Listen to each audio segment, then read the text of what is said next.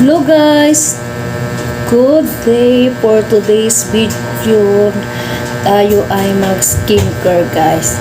Yung gamit ko guys ay ito Silk Casa Cleanser siya.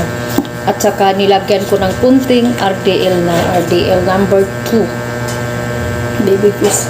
Kunting-kunti lang guys, isang dito lang yung dito. At saka ito puno to siya, bawasan mo kasi maglalagyan mo dito.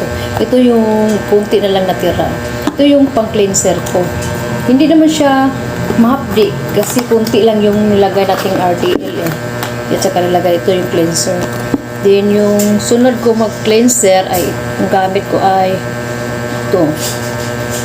Di Alba UV Essence Tune Up.